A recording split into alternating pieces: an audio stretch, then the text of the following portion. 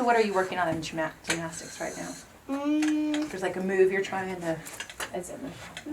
Aerials. Aerials? There you go. Yeah. Aerials is a court with I can't speak. With no hands. I know, they're so cool to see. Yeah. I don't know. You're so close to it. I don't know how you propel yourself. Yep. Muscles Yeah. that I do not have personally. So you're good. Okay. So do they teach you to do it like in a foam pit? Like you aerial into the pit, or? No, They I'm spot doing you. it at my At at home. home in the trampoline. Okay. And every time I'm this close, and then I have to put my hands down so I don't. Oh, Land on your face. Yeah. you've almost got it. Yep. You have to send me a video of that so I can use it in the story. Is that cool? Yeah. All right. You good? We're good? Okay. So, great job. All right. So Good. you are in 3rd grade now, and you're 9 years old. Do you remember when we first met? Remember how old you were?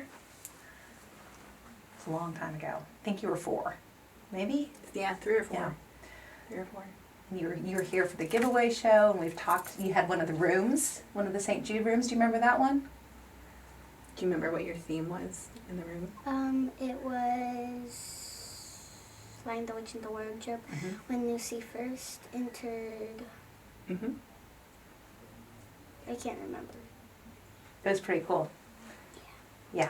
What are you into now? Were you were into the Lion, the Witch, and Wardrobe? Chronicles of Narnia at that time. What books are you reading now? Wings of Fire. Wings of Fire.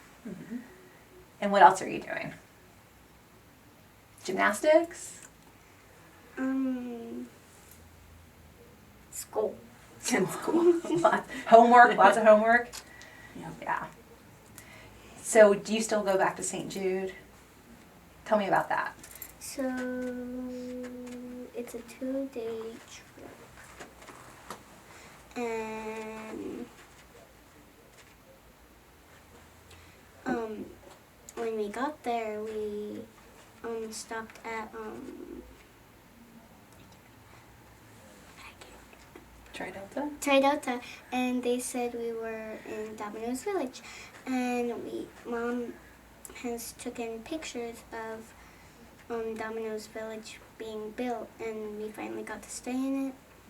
And we actually went to Domino's Village once to go to the gaming room, Uh-huh. the playground, and that was when we were in Tridota. And then I got to go.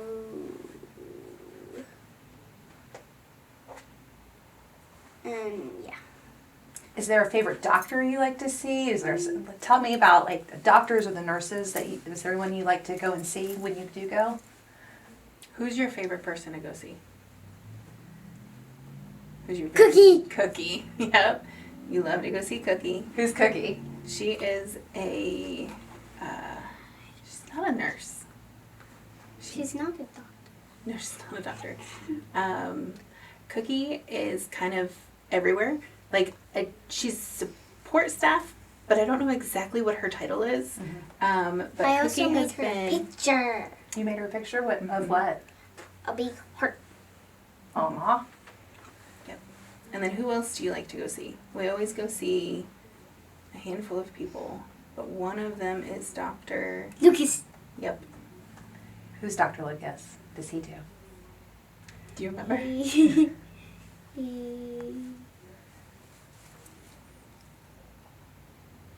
It's okay if you don't remember. Okay. Dr. Lucas is her radiation oncologist. Okay. And so she, at 5 years, when she graduated out of the treatment plan, sort of, and she's in aftercare now, she hasn't been in that clinic specifically, but they still set up appointments for us so we can go say hi. So, yep, he's the radiation oncologist who set up and did all of her treatment plan. It's important to have those relationships over time, don't you think? Very much so. Very much so. So, he's gotten to watch her grow up, which is crazy. Like, yeah. So let's just rewind to the beginning then, because we've talked about this story several times, but I think it's always important to talk about what was happening with Anna at the time and how you advocated on her behalf. What was the first sign that you saw something was wrong? So she started, so she was 2, or right at 2, just about 2. When her symptoms started, it was actually before her birthday. So she started complaining of headaches and throwing up, but like randomly. So it was like, oh no, we're going to get the stomach bug. It's got to be the stomach bug. And then no one else got sick. And the throwing up didn't stop. But it was really sporadic. And over the course of like 4 weeks, it got more intense and more frequent. And so we finally went to the pediatrician on a Monday. And the pediatrician was like, well, it could be migraines. I have a history of migraines. So it was, it was a possibility. But the medication she gave us didn't help.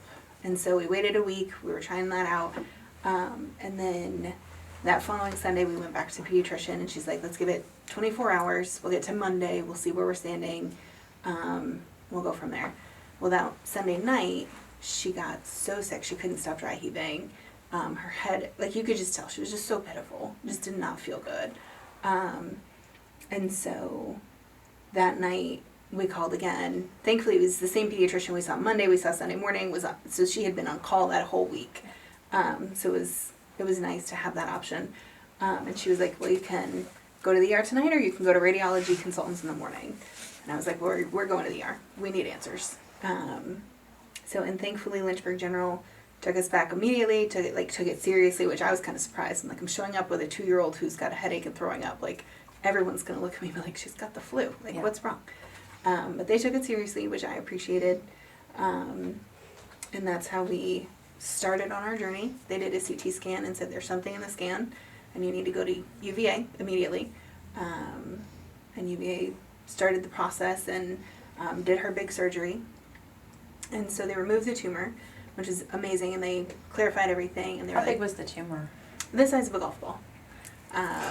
So, roughly that big, give or take, in the 4th ventricle, so it was in the back of her head. And they were very candid with us and said, we don't have the tools needed to treat this. And at the time, there was only 2 options, and St. Jude, thankfully, was one of them. And so we opted and requested St. Jude, and they took her case pretty quickly, which is amazing. And then we left for St. Jude a couple weeks later. So, if I recall this correctly, they removed the tumor, but there was still a portion in her brain that they couldn't get? None of hers, no. There was a total resection, tumor resection. So they got all of it, thankfully. Mm-hmm. There was another kiddo who did have that case locally. But they were able to get all of hers. Okay. So, and that is huge. So what were you getting treatment at St. Jude for? So at St. Jude, I know, it was a long time ago, huh? She did proton therapy. So in cancer treatment, you have primarily 2 different kinds of radiation therapy.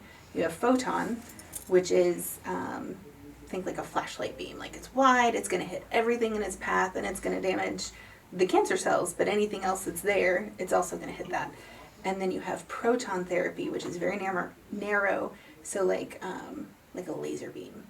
And it was really, really new at the time, and they had just finished putting in their proton therapy center, I think like a year before maybe. We were one of the earlier patients on it, I think. And so they did proton radiation, 33 rounds, which is a considerable amount.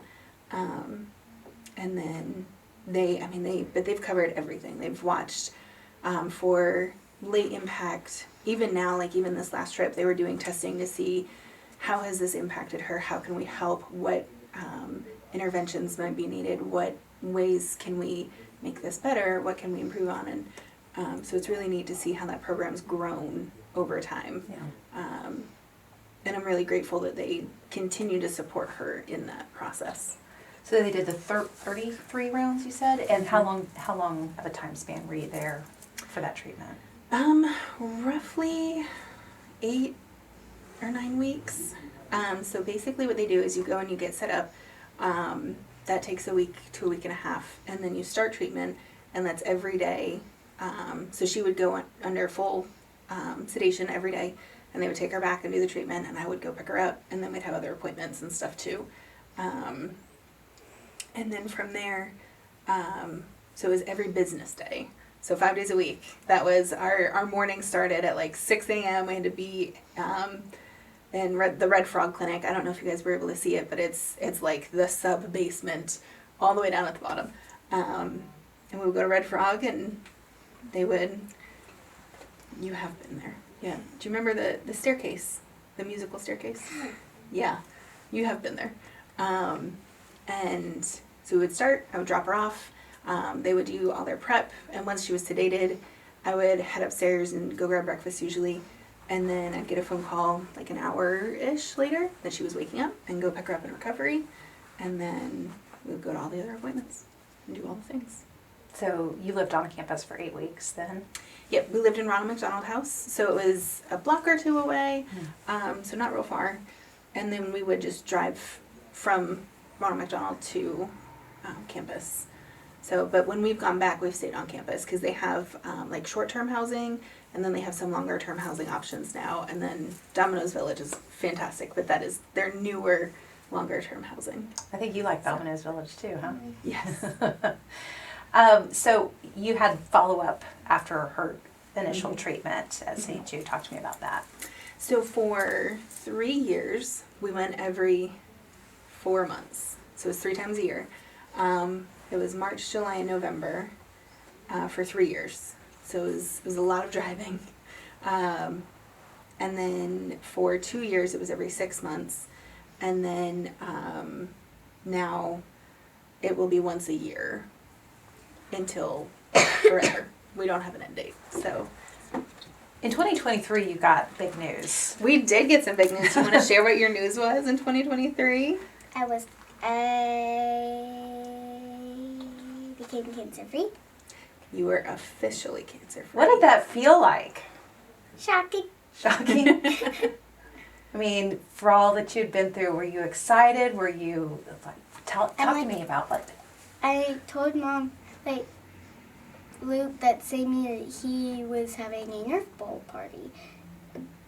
No, Not that Nerf was ball. the year before. Nerf gun, yeah, whatever.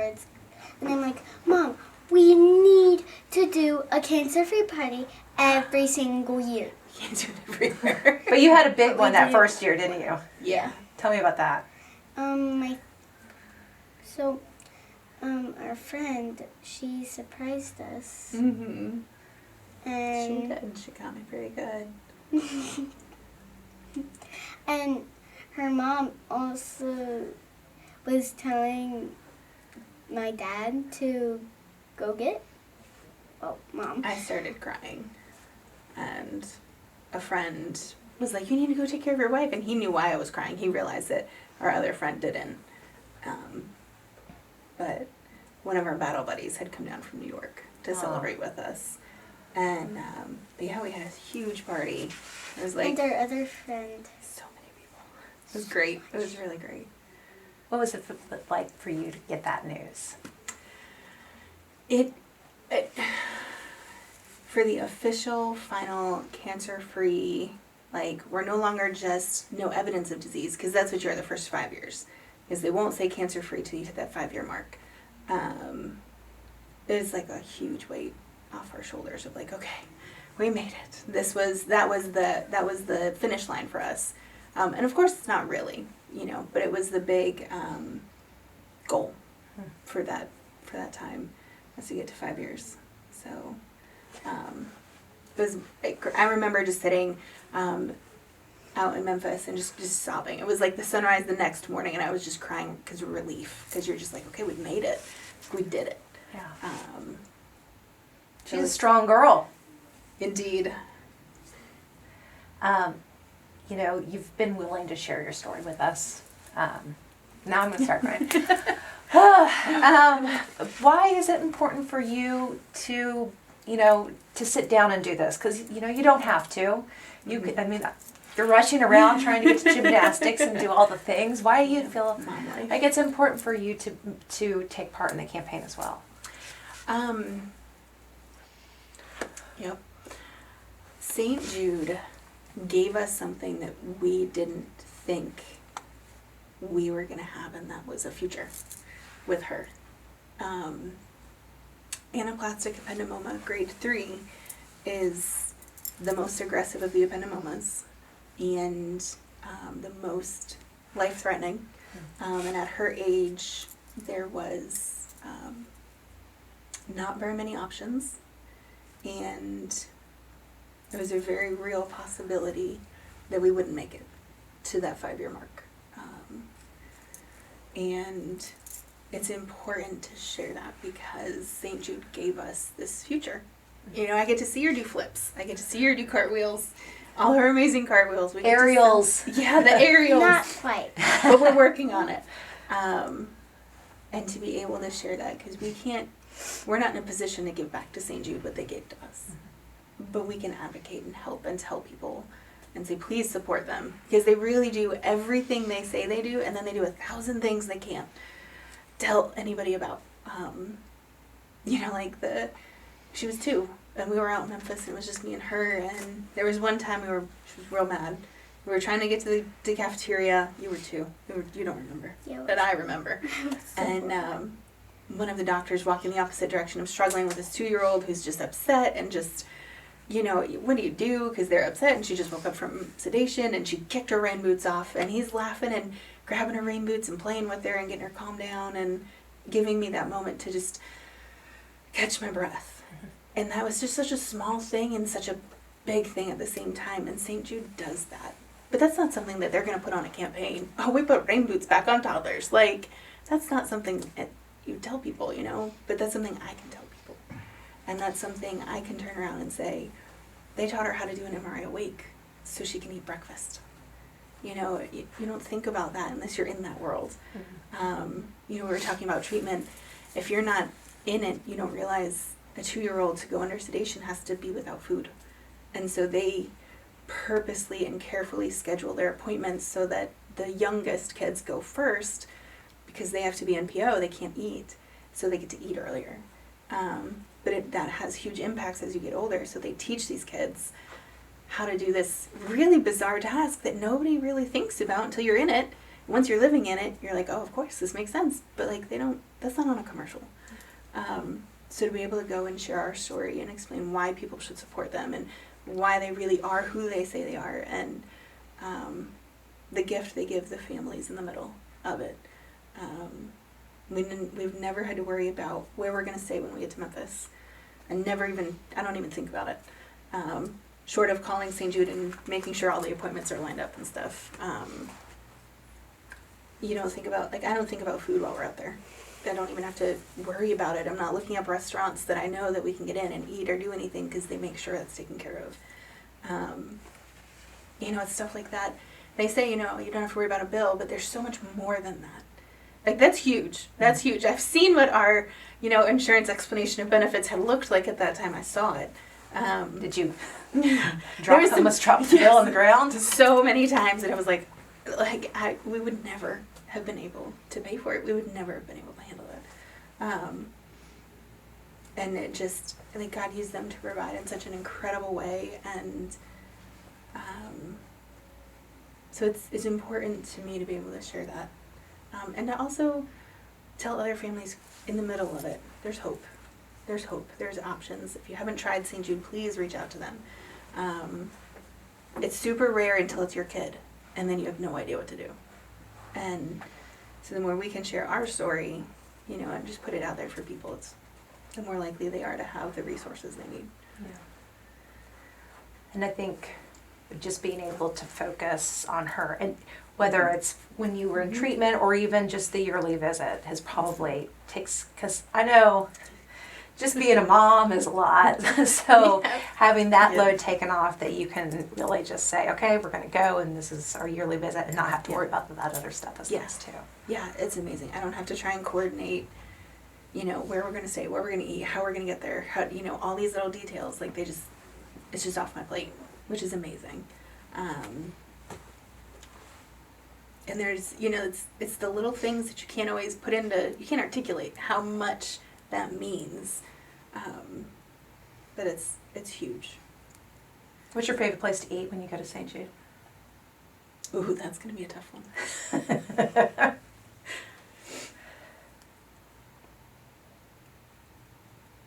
Do you like Kit Cafe? Or do you like the Domino's Village better? No. Both. What's in Domino's Village? Just Domino's pizza everywhere? Mm-mm. Okay, what is it? They do have pizza though. So for breakfast there is waffles, and you can decide to put chocolate chips, blueberries, strawberries. What do you get? Chocolate chips. Well, of course you do. Of course. Is there any other? Any other way to do it?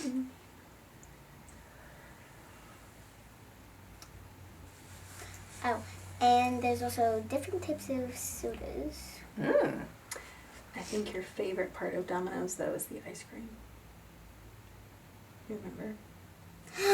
Yummy! It was so good. And there's a playground there and just all sorts of stuff. So you like. And there's also a art room where Mom made a mug. Mm-hmm. I made the picture for Cookie. Mm-hmm. And then Luke and my dad were in the gaming room. Luke was learning how to play pool. Dad was teaching him, and they made a friend, and he knows how to play it. And me and my dad were teamed up alongside, and the other team, Luke and his friend, teamed up. Did you beat your brother? Nope. Ah. So I really, couldn't even make one in. not even a single one. Nope. That's okay. It So happens sometimes. it's kind of, it's a family trip then every year in honor. Yep, it is. It really, we try and make it special and make it fun. So, and then her next big trip will be 10 years. So we've got 2 more years. Her trip in 2027 will be 10 years, I think. Or No. 28, 10 years. What do you mean, my next big trip? Well, that's, you'll have like all the big follow-ups. That'll be all the big things. It'll be like a week. A week of being there? Yeah. I hope it's in summer. I do not want to do that much homework. No. What are your favorite subjects in school? PE, art, math, and writing. Do you have a lot of friends? Do any of them do gymnastics with you? Mm-hmm. She doesn't go to your school, but yes, one of your friends does gymnastics with you. Oh yeah. Harper. She's nice. And you're how old now? 9. 9? Oh my goodness. It's been really fun for me to watch you grow up too. And probably all the people who have been buying tickets to the St. Jude Dream Home as well. I mean, Hopefully. but yeah, but I think the thing that we were all really excited about was the 2023 visit when it was the official. The big news. What was the theme of your party? Did you have? Disney princess. Yes. Yeah. I had a sleepover with my cousins so they could get set up, and I wore a bell dress and I got an Elsa face paint. I was Yeah. Belsa. That's what my dad I like called putting me. those two together. That's awesome. Are you still into Disney princesses? You kind of grown out of it. Kind Kind of. Cool. My main favorite one is Moana because I've seen Moana too. It's the best. Yeah. It is pretty good. Well, is there anything you want to say to people who buy a ticket to the St. Jude Dream Home and like help support St. Jude and kids like you and families like yours? Thank you. Love that. Cool. I think that's all. Hey, thanks for watching. Make sure that you subscribe to our YouTube channel and watch more videos from ABC 13 WSET.